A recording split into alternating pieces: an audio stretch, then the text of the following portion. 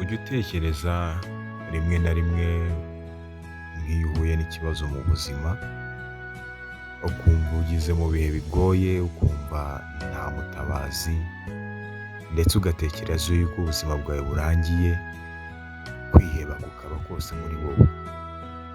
Ndagira ngo nkubwire muri uyu mugoroba, muri aya masaha, hari Imana y'agakiza, hari Imana ibasha gukiza imibabaro.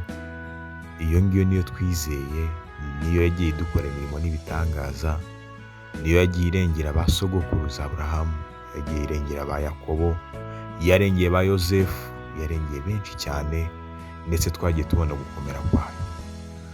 Itegereze urebe neza mu myaka urimo, mu gihe ugezemo, ntabwo ari wowe uhigejeje. Hari impamvu ituma ukiriho ugihumeka.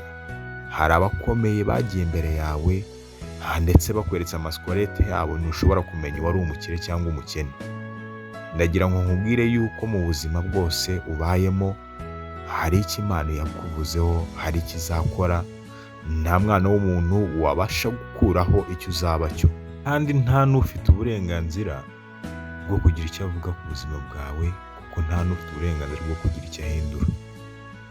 Nuko rero hagarara kigabo, urwane gitwari kandi ushikame. Umwami Yesu Kristo ari kumwe nawe. Amina.